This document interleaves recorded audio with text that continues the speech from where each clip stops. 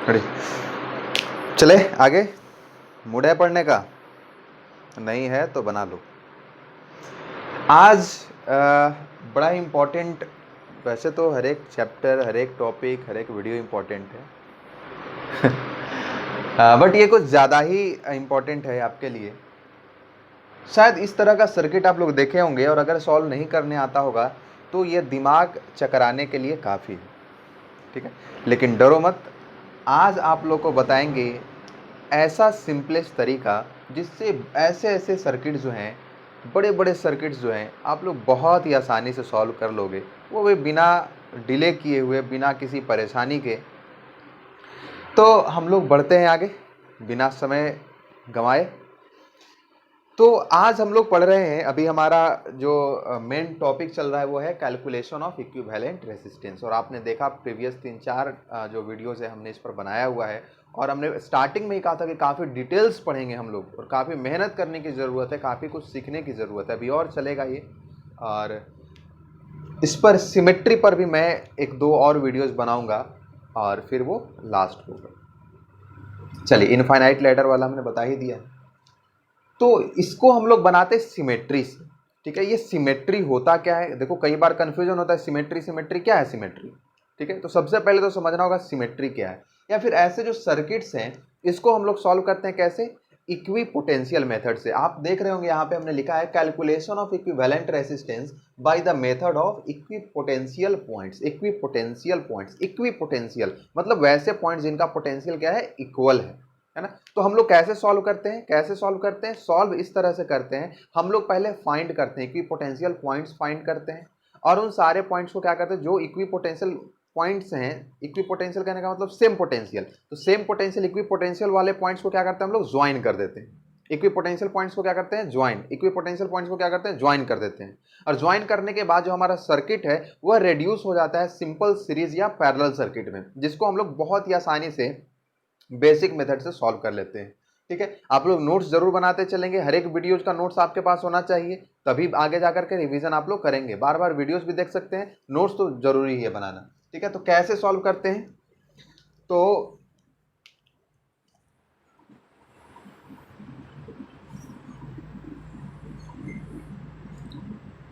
in this method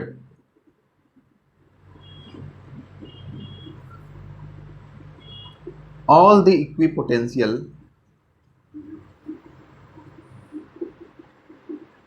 points are joined। सारे equipotential points क्या हो जाते हैं? ज्वाइंट हो जाते हैं। And then the circuit is reduced to simple parallel and series circuit which can be easily operated, है ना, जिसको हम लोग इजीली ऑपरेट कर सकते हैं। ऑपरेट करने का मतलब यहाँ पे क्या है? इक्विवेलेंट रेसिस्टेंस आप फाइंड कर सकते हैं, ठीक है। इसको आप लोग जरूर नोट कर लेंगे। अब बात ये आती है कि इक्विपोटेंशियल पॉइंट्स को हम लोग ज्वाइन तो कर लेंगे, ज्वाइन कराने में कोई समस्या नहीं है, लेकिन सबसे पहली बात, ये बचपन में सुना होगा तुम लोग, चूहा बिल्ली का कहानी। चूहा बिल्ली का कहानी क्या था? बिल्ली आकर के चूहा को खा जाती थी, फिर सारे चूहे ने एक बार मीटिंग किया और क्या किया कि बिल्ली के गले में घंटी बांध दी जाए, ठीक है। तो अब बात ये आती है कि बिल्ली के गले में घंटी बांधेगा कौन, ठीक। तो वही बात है कि इक्वी पोटेंशियल पॉइंट्स को ज्वाइन कराना बहुत मुश्किल काम नहीं है, लेकिन मुश्किल काम क्या है? क्योंकि पोटेंशियल पॉइंट्स फाइंड कैसे करेंगे, तो वो भी अब मुश्किल नहीं रहेगा। कैसे नहीं रहेगा? तो आज मैं मेथड्स बताने जा रहा हूं, हाउ टू फाइंड इक्वी पोटेंशियल पॉइंट्स, ठीक है। हाउ टू फाइंड इक्वी पोटेंशियल पॉइंट्स। मैं इसको ऊपर मिटा देता हूं, ठीक है, ताकि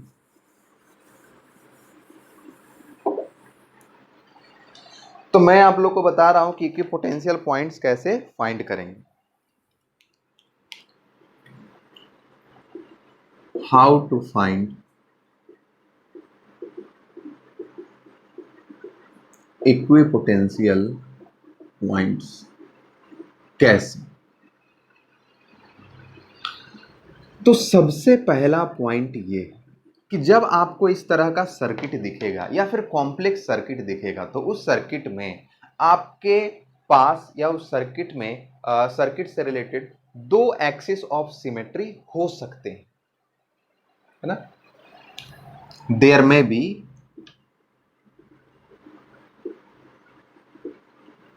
to axis of symmetry.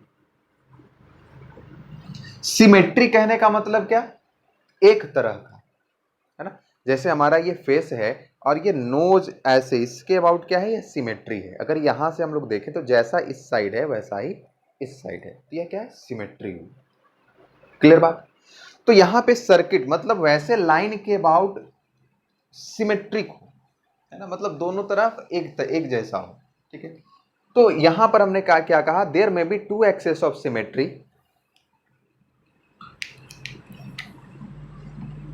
Named parallel axis of symmetry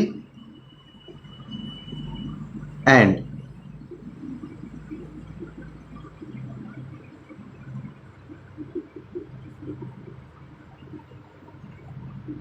perpendicular axis of symmetry. दो तरह का या दो एक्सिस ऑफ सिमेट्री हो सकता है, कोई जरूरी नहीं कि दोनों ही हो, कोई एक भी हो सकता है, ठीक है, बट दो तरह का भी हो सकता है जहां पर होगा। तो जैसा कि मैंने ये सर्किट दिखाया, इसमें दोनों एक्सिस ऑफ सिमेट्री है, तो मैं बतलाऊंगा आपको। एक को कहते हैं हम लोग पैरेलल एक्सिस ऑफ सिमेट्री और दूसरे को कहते हैं परपेंडिकुलर एक्सिस ऑफ सिमेट्री। अब पैरेलल एक्सिस ऑफ सिमेट्री क्या होता है और परपेंडिकुलर एक्सिस ऑफ सिमेट्री क्या होता है। तो एक ऐसा लाइन जिसके जिससे जिस लाइन से करंट पास कर रहा हो, है ना, जिससे करंट पास कर रहा हो, अगर उसके अबाउट सर्किट में सिमेट्री है, मतलब उसके ऊपर जैसा है वैसा ही नीचे है, उसको हम लोग बोलते हैं parallel axis of symmetry.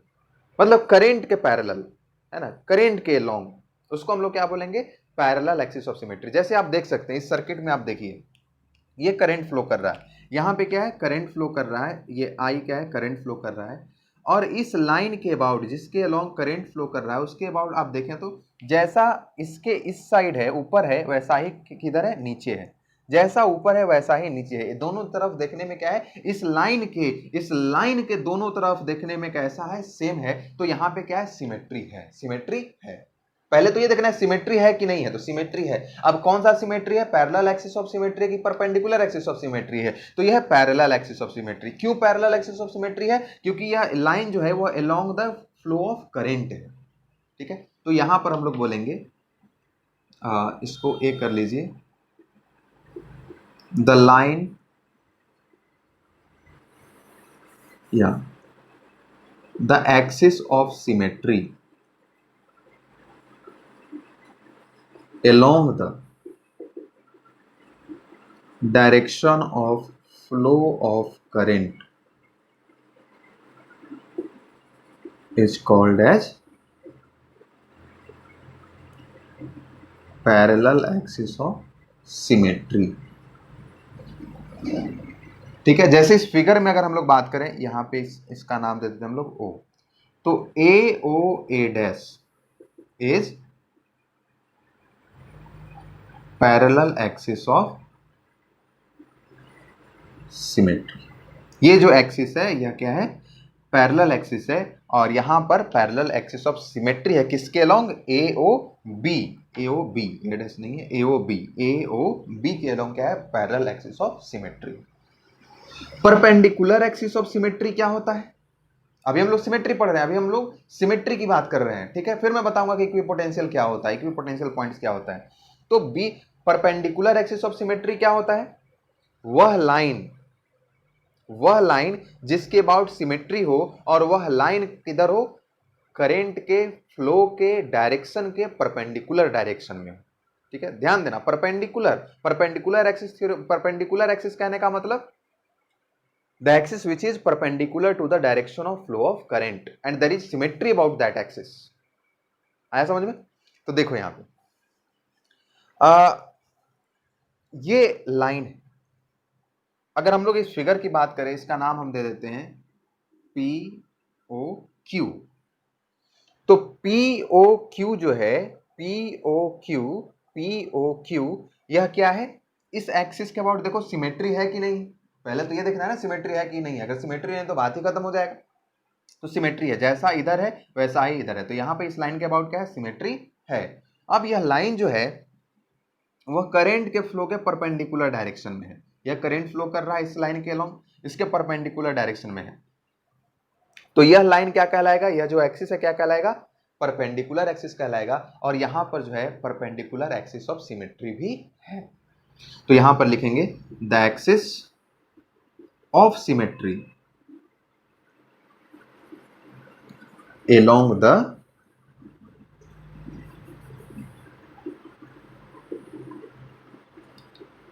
perpendicular direction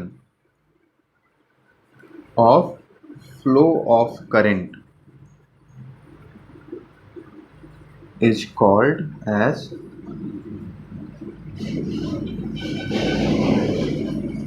perpendicular axis of symmetry। ठीक है, और यहां पर अगर हम लोग फिगर की बात करें तो पी ओ क्यू क्या है, P O Q S perpendicular axis of symmetry.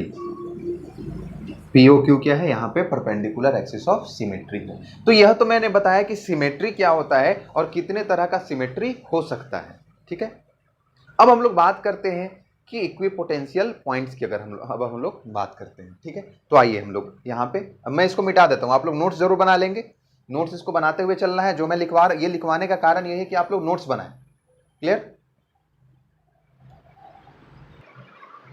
चलिए। तो अब कहता है कि परपेंडिकुलर एक्सिस पे जितने भी पॉइंट्स होंगे वो सारे के सारे पॉइंट्स क्या होंगे, इक्विपोटेंशियल पॉइंट्स होंगे। बहुत आसान, पहले मैंने बताया सिमेट्री क्या होता है, सिमेट्री कितने तरह का होता है, पैरेलल एक्सिस ऑफ सिमेट्री और perpendicular axis of symmetry.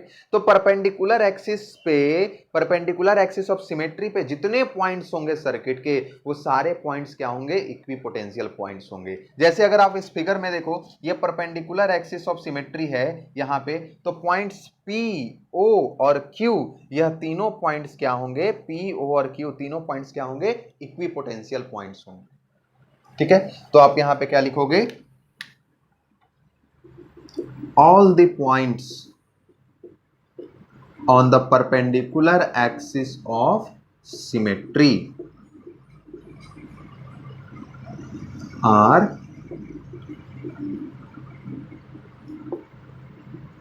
Equipotential points. वो सारे के सारे पॉइंट्स क्या होंगे, इक्विपोटेंशियल पॉइंट्स होंगे।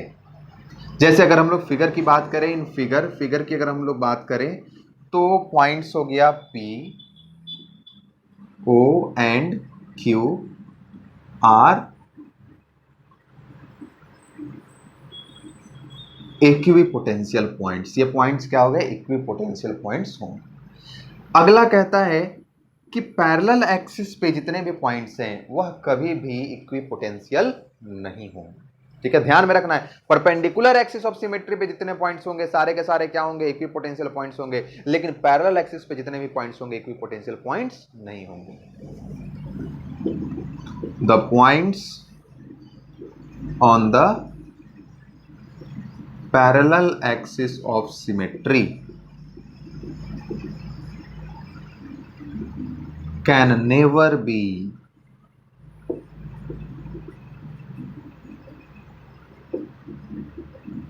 Equipotential points.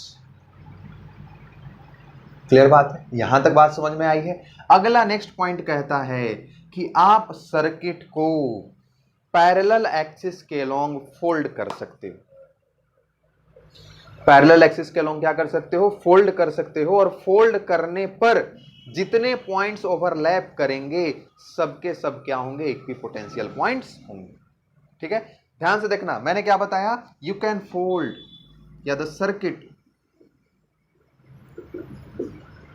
Can be folded along the parallel axis of symmetry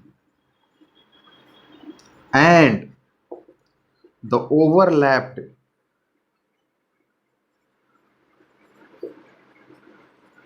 points are equipotential points. ध्यान देना यहां पे, सर्किट को हम क्या कर सकते हैं, पैरेलल एक्सिस के अलोंग क्या कर सकते हैं, फोल्ड कर सकते हैं। यहां से ऐसे इसके अबाउट, ये बीच वाला जो लाइन है या जो पैरेलल एक्सिस ऑफ सिमेट्री है, इसके अबाउट हम लोग क्या कर सकते हैं, इसको फोल्ड कर सकते हैं, मोड़ सकते हैं। क्या कर सकते हैं, मोड़ सकते हैं, ऐसे उसको फोल्ड कर सकते हैं। और जो फोल्ड आप करोगे, जैसे ये सर्किट है, सपोज कर लो ये सर्किट है, इस लाइन के अबाउट आप फोल्ड कर सकते हैं। इसका मतलब क्या कर सकते हैं, इसको ऐसे होल्ड कर सकते हैं। क्लियर बात है।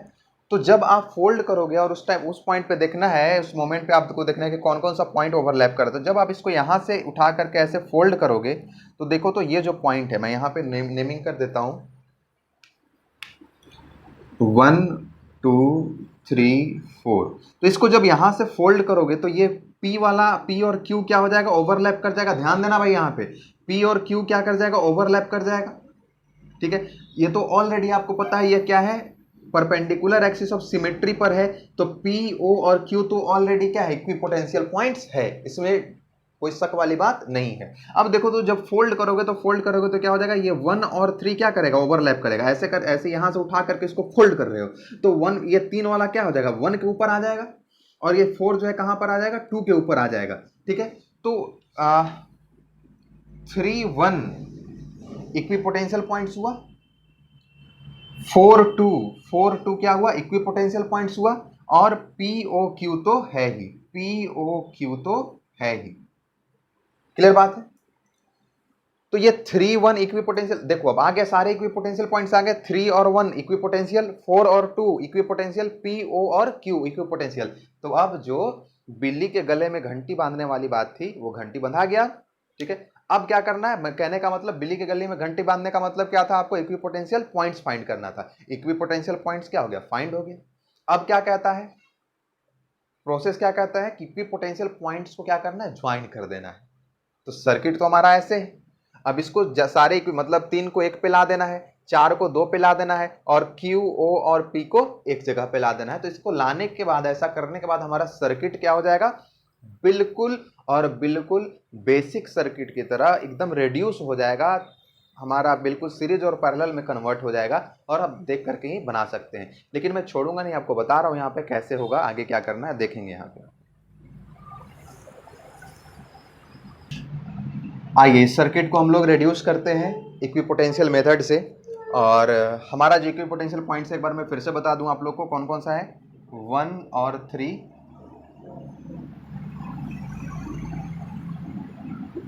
P और Q, और 2 और 4, ये क्या है, इक्विपोटेंशियल पॉइंट्स हैं। हम लोग फोल्ड करके लिखते हैं, यहाँ पे मैं बता रहा हूँ आप लोग को। अब देखो, मैं रेसिस्टेंस को ऐसे ऐसे ना करके, और मैं सिंपल एक लाइन से रिप्रेजेंट कर रहा हूँ, क्योंकि वैसे में टाइम थोड़ा ज़्यादा लग जाएगा। ठीक, और कंफ्यूजिंग भी होगा। ठीक है, तो मैं यहाँ पे बना रहा हूँ आप लोग को, पॉइंट्स में लिख दे रहा हूँ, पॉइंट्स A और ये B। तो आप देख सकते हैं यहाँ पे A और 1 के बीच में एक रेसिस्टेंस है, और ये 1 और 3 एक ही जगह पे आ गया, तो ये हमारा ऐसा बन जाएगा। क्लियर बात है, ये पॉइंट हो गया 1 और 3, क्योंकि 1 और 3 दोनों एक ही जगह पे आ गए। आ रही बात समझ में, ओके। फिर ये 1 3 हो गया, यहां पर पॉइंट्स O है, ये पॉइंट O है, तो 1 और O के बीच में एक रेसिस्टेंस है, और फिर 3 और O के बीच में एक है, तो 3 और O के बीच में एक हो गया। ठीक है, एकदम ध्यान से समझते हुए चलना। इमेजिन करो कि इसको फोल्ड करके ऐसे रख दिया गया है। ठीक है, अब देखो Q पॉइंट कहां पे आ गया, Q पॉइंट आ गया P पे। सबसे पहले 1 और P के बीच में एक है रेसिस्टेंस, ये पॉइंट है P, तो 1 और P के बीच में एक हुआ, और Q पॉइंट कहां पे चला गया, P पे आ गया, तो P और Q दोनों पॉइंट एक। कोई शक वाली बात। 3 और पॉइंट 3 और Q के बीच में भी एक रेसिस्टेंस है, तो 3 और Q के बीच में एक रेसिस्टेंस हो गया ऐसा। ठीक है, आ रही समझ में, ओके। फिर पॉइंट P और 2, यहां पे कोई पॉइंट है 2, तो P और 2 के बीच में एक रेसिस्टेंस है, और 2 पॉइंट पर इसको जब फोल्ड करेंगे तो आ जाएगा 4 पॉइंट। तो 2 पॉइंट और 4 पॉइंट ओवरलैप कर गया, ठीक है। तो Q और 4 के बीच में एक रेसिस्टेंस है, Q और 4 के बीच में एक रेसिस्टेंस हो गया ऐसा, ठीक है। ये तो मैं पॉइंट्स देख करके बना रहा हूं, आप लोग ऐसे भी इसको फोल्ड करके देखोगे तो आप लोग अपने से खुद से बना सकते हो, कोई बड़ी बात नहीं है, ये कंफ्यूज नहीं करना। और देखो यहाँ पर B और 4 पॉइंट के बीच में एक रेसिस्टेंस है, B और 4 पॉइंट के बीच में एक रेसिस्टेंस है, तो B और 4 पॉइंट के बीच में हो गया। फिर यहाँ पे O और 4 पॉइंट के बीच में है, 0 और 4 पॉइंट के बीच में है, 0 और 4 तो यहाँ पे आ गया ऐसे। O और 2 के बीच में है, तो O और 2 के बीच में आ गया ऐसे। और यहाँ पर आप देख सकते हैं कि इस तरह से रेजिस्टेंस एक और घट रहा है यहाँ पे, 2 और B के बीच में, 4 और B के बीच में है, तो 4 और B के बीच में हो गई। हमारा सर्किट जो है वो इस तरह से बन गया, और सबका वैल्यू क्या है, R। यह भी R है, यह भी R है, यह भी R, ये भी R, ये भी R, ये भी R, R R R R R R। हमको फाइंड करना था रेसिस्टेंस A और B पॉइंट्स के बीच का। हमारे पास सर्किट, अब देखो तो कितना सिंपल सर्किट बन गया। और इसको सिंपल बनाते हैं, और सिंपल कैसे बनाएंगे, देखो ये R और R दोनों क्या है, पैरेलल में, तो R और R पैरेलल में, तो क्या हो जाएगा, R/2 हो जाएगा। तो यहां से बना R/2, ये पॉइंट A है और ये पॉइंट 1 और 3, ये भी क्या हो जाएगा, R/2 हो जाएगा। तो ये भी हो गया R/2, कौन सा पॉइंट, P और Q। ये भी 2 है पैरेलल में, यहाँ भी क्या हो जाएगा, R/2 हो जाएगा। ये पॉइंट है 2 और 4, और यह भी क्या है, R/2 हो जाएगा। ये पॉइंट कौन सा है, B। ये पॉइंट O था, यहाँ भी क्या हो जाएगा, R/2, और यह भी क्या हो जाएगा, R/2, O पॉइंट। देख लो कितना आसान। अब देखो ये R/2 और R/2 क्या है, सीरीज में हो गया है ना। ये P और Q क्या है, ये तो पॉइंट्स का नाम है ना। अब देखो मैं पॉइंट्स का नाम नहीं लिखता हूं, ठीक है, कंफ्यूज नहीं हो। तो अब सर्किट को और थोड़ा सा रिड्यूस करते हैं। तो ये A हो गया, ये R/2 हो गया, ये R/2 और R/2 कितना हो जाएगा, R हो जाएगा भाई। तो ये हो गया R, क्योंकि सीरीज में है। यह भी R/2 और R/2 क्या हो जाएगा, R हो जाएगा। तो यह भी क्या हो गया, R हो गया, और ये R/2। और आसान। अब देखो ये R और R क्या है, पैरेलल में है, तो क्या हो जाएगा, R/2 हो जाएगा। चलो थोड़ा सा और मैं बढ़ा कर यहाँ पे एक स्टेप और बढ़ा देता हूँ, तो क्या हो गया, R/2 और ये R/2। क्लियर बात है। अब ये पॉइंट A है और ये पॉइंट B है, तो इसका मतलब A और B के बीच का इक्विवेलेंट रेजिस्टेंस क्या हो गया, R/2, R/2 और R/2, तीनों क्या हो गए, सीरीज में। तो सिंपली क्या हो जाएगा, 3R/2। देखो कितना आसानी से पूरा सर्किट बन गया, ठीक है। तो इस तरह से सिमेट्री मेथड का यूज करके और आप बहुत ही आसानी से इस तरह के कॉम्प्लिकेटेड सर्किट को सॉल्व कर सकते हैं, बिना किसी डर के, बिना किसी समय गंवाए हुए, बिना किसी कंफ्यूजन के आप कर सकते हैं, ठीक है। तो एक मैं क्वेश्चन देता हूं फिर से सिमेट्री से रिलेटेड, और उसको आप लोग सॉल्व करेंगे। आइए, ये क्वेश्चन है आपके सामने, और आपको नहीं बताया गया है इसको कैसे सॉल्व करना है, और दिया गया कि आप सॉल्व करें इसको, और B और E पॉइंट के बीच का इक्विवेलेंट रेजिस्टेंस आप फाइंड करें, ठीक है। तो आप क्या करेंगे इसमें, ना तो ये सीरीज में है, ना ये पैरेलल में है, इसको कैसे सॉल्व करेंगे, बड़ा दिक्कत है। इनफाइनाइट लैडर वाला भी नहीं है, तो कैसे सॉल्व करेंगे। तो याद आया क्या, सिमेट्री, ठीक है। तो यहाँ पर आप सिंपली क्या करेंगे, आप यहाँ से देख सकते हैं कि B के लॉन्ग क्या हो जाएगा, हम यहाँ पे करंट फ्लो करा रहे हैं, तो B क्या हो गया, पैरेलल एक्सिस ऑफ सिमेट्री, क्योंकि आप देख रहे हैं कि B जो लाइन है इसके ऊपर जैसा है वैसा ही नीचे है, ठीक है। या यहाँ पर जब आप एक लाइन ड्रॉ करेंगे, ये भी एक्सिस है, इसके ये क्या हो गया, परपेंडिकुलर एक्सिस ऑफ सिमेट्री हो, ठीक है। बट यहाँ पर आप देख रहे हैं कि बीच में क्या है, रेसिस्टेंस है, ठीक है। तो हम लोग पैरेलल एक्सिस थ्योरम यहाँ पर है, कौन कौन सा, B और E। तो यहाँ पर परपेंडिकुलर एक्सिस पे कोई पॉइंट्स नहीं है, ठीक है, तो इसलिए वहां पे कोई इक्विपोटेंशियल पॉइंट्स आपको मिला नहीं, ठीक है। बट ये तो parallel axis of symmetry B के लॉन्ग है, तो हम लोग फोल्ड तो कर ही सकते हैं, ठीक है। तो B के लॉन्ग जब आप फोल्ड करेंगे तो बी के अलोंग जब आप फोल्ड करेंगे इसको तो आप देख सकते हैं कि ए जो है वह सी पे ओवरलैप कर जाएगा और एफ जो है वह डी पे ओवरलैप कर जाएगा। तो ए और सी और एफ और डी यह क्या है, इक्विपोटेंशियल पॉइंट्स हैं। ठीक है, तो आप लोग स्टेप वाइज क्या करेंगे, इसको बनाते चलेंगे। स्टेप फर्स्ट में मैं यहां से ऐसे बनाता चल रहा हूं। स्टेप फर्स्ट में आप देखिए क्या करेंगे, इसको फोल्ड कर दिया, फिर से मैं वही कर रहा हूँ, रेसिस्टेंस को मैं सिंपल लाइन से रिप्रेजेंट कर रहा हूँ ताकि टाइम थोड़ा कम लगे। ठीक है, तो आप देखिए यहाँ पे ये बी पॉइंट हुआ, तो बी और सी के बीच में एक रेसिस्टेंस है, चलो इसका काम हो गया खत्म। ठीक है, सी और डी के बीच में एक रेसिस्टेंस है, सी और डी, इसका काम भी हो गया खत्म। ओके, डी और ई के बीच में एक रेसिस्टेंस है, इसका काम भी हो गया खत्म। बट यहीं पर काम खत्म नहीं होता है, आगे देखिए बी सी और ए पॉइंट ओवरलैप कर रहा है और डी और एफ पॉइंट ओवरलैप कर रहा है। क्लियर बात है, इसका नाम हम दे देते हैं ओ। अब यहां पर देखिए बी और ई के बीच में दो रेसिस्टेंस है और यहां पे एस, यही पॉइंट। क्लियर बात है, सबका वैल्यू क्या है, आर है, सबका वैल्यू आर है ना, मैं लिख नहीं रहा हूं यहाँ पे, सबका वैल्यू क्या है, आर। ओके, ये पॉइंट हो गया ओ। अब आप देख सकते हैं यहाँ पे कि ए और बी के बीच में एक रेसिस्टेंस था, तो ये यहाँ पे आ गया। नीचे वाला जितना भी रेसिस्टेंस है उसको मैं रेड से रिप्रेजेंट कर रहा हूँ ताकि थोड़ा क्लियर विजिबिलिटी हो। तो बी और ए के बीच में एक रेसिस्टेंस, इसका काम भी खत्म हो गया। अच्छा, इन दोनों का काम तो ऑलरेडी खत्म हो गया, यहाँ पर हमने लिख दिया। फिर क्या है, एफ और ए, ई और एफ के बीच में एक, तो एफ यहाँ पे, यहाँ पे ई और एफ के बीच में एक रेसिस्टेंस, इसका काम खत्म हो गया। वेल, अब ए और एफ के बीच में एक रेसिस्टेंस है, ए और एफ के बीच में एक रेसिस्टेंस है, इसका भी काम हो गया खत्म। बाकी बचे ये चार रेसिस्टेंस। ठीक है, यहाँ पे क्या है, सी और ओ के बीच में है, सी और ओ, सी और ओ, ये तो ऊपर वाला है, मैं इसको ग्रीन से रिप्रेजेंट कर रहा हूँ। सी और ओ के बीच में एक है, फिर ओ और डी के बीच में एक है, ये भी ऊपर वाला है, इसको मैं ग्रीन से रिप्रेजेंट कर रहा हूँ।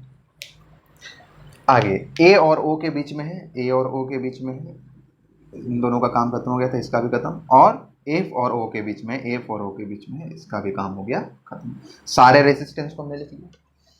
अच्छा, इसको मैंने ये कर दिया, चलो कोई बात नहीं।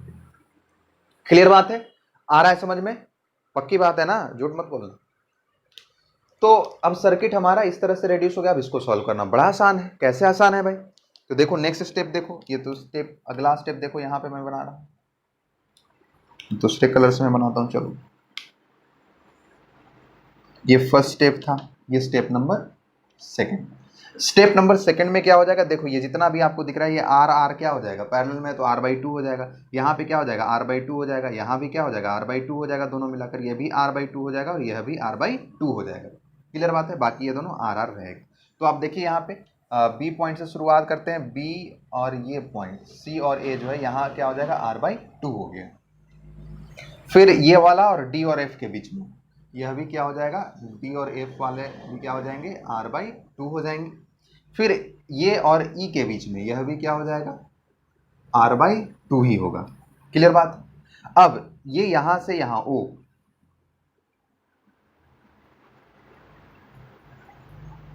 यह भी क्या हो गया, r/2 और यह भी क्या हो गया, r/2। और ये यहां से यहां ये वाला क्या हो गया, 2r। देखो समझ में आया कि नहीं है, कितना सिंपल सर्किट बन गया। आ रही बात समझ में, ओके। तो अब देखो हमारा क्या हो जाएगा, ये अच्छा ये r/2 और r/2 क्या हो जाएगा, r हो जाएगा ये तो। अब step number 3, colour change. Step number 3, तो ये r/2 हो गया, ये b पॉइंट है। अब मैं सारे पॉइंट्स को नहीं लिख रहा हूं, ये r/2 का r/2 ही रह जाएगा, r/2, और ये r/2 और r/2 क्या हो जाएगा, ये r हो जाएगा, पैरेलल में है। इतना सब कुछ तो आ रहा है समझ में ना, बताया हुआ प्रीवियस वीडियोज में ये सब सारा कैसे सॉल्व करना है। ये दोनों सीरीज में r/2 और r/2 सीरीज में क्या हो जाएगा, r हो जाएगा, और ये क्या हो गया, r/2 हो गया, b और e है ना, e, और ये क्या हो गया, 2r हो गया। ठीक है, अब इसको सॉल्व करना है, r/2 और r क्या है, पैरेलल में है, तो क्या हो जाएगा, r/2 into r divided by r/2 plus r, तो ये क्या हो जाएगा, r² by 2 divided by 3r/2, 2 से 2 क्या हो गया कैंसिल, तो अपने पास क्या आ जाएगा, r से r क्या हो गया कैंसिल, तो r/3 सही आएगा ना। तो अपने पास क्या आ गया, ये r/2 और ये दोनों पैरेलल, इसको हमने सॉल्व किया तो क्या आया, r/3 आया, r/3 और ये क्या आ गया r/2 और ये क्या है 2r है ना, ये फोर्थ नंबर है। और स्टेप नंबर 5, तो r/2 r/3 और r/2, क्लियर बात है, r/2 r/3 और सॉरी हाँ 3r। अब इसको आप सिंपली क्या कर लेंगे, सीरीज में r/2 r/3 और r/2, तो r/2 क्या हो जाएगा, r हो जाएगा और r/3 r प्लस r/3, तो ये क्या हो जाएगा 4r/3। हाँ 4r/3 ऊपर वाला हो गया और नीचे वाला 2r हो गया। चलो एक स्टेप और बढ़ा देते हैं, ये हो गया 4r/3 और नीचे वाला क्या हो गया 2r हो गया, यह b और ये e। क्या नहीं सॉल्व कर लोगे, बहुत ही आसान है। अब ये दोनों क्या हो गए पैरेलल में हो गए, सिंपली सॉल्व कर लो। अब b और e के बीच का इक्विवेलेंट रेजिस्टेंस क्या हो जाएगा, r1 into r2, 4r/3 r1 into r2 divided by r1 plus r2, तो ये क्या हो जाएगा 8r² डिवाइडेड बाई 3 2 जा 6, 8r/3, 3 3 कैंसिल हो गया और सॉरी यहाँ पे 10 हो जाएगा, 10r/3, 3 3 कैंसिल हो गया, r कैंसिल हो गया, तो यहाँ पे क्या आ गया 4/5r। तो यहाँ b और e के बीच का इक्विवेलेंट रेजिस्टेंस क्या हो गया 4r/5, 4r/5। तो इस तरह से हम लोग सिमेट्रिक से हम लोग सॉल्व करते हैं बहुत ही कॉम्प्लिकेटेड सर्किट्स को। क्लियर बात है, आईआईटी ने भी कई बार क्वेश्चन पूछा है इससे रिलेटेड, मेडिकल एंट्रेंस एग्जामिनेशंस में भी आते हैं। तो कल मैं आपको बताऊंगा और क्वेश्चंस बताऊंगा जो प्रीवियस ईयर आईआईटी और एम्स में या मेडिकल एंट्रेंस एग्जामिनेशन में पूछे गए क्वेश्चन हैं और उनको आप लोग बहुत ही आसानी से सॉल्व करोगे। तब तक के लिए बाय बाय, आप लोग देखते रहें वीडियोज़, नेक्स्ट वीडियो में हम लोग मिलते हैं।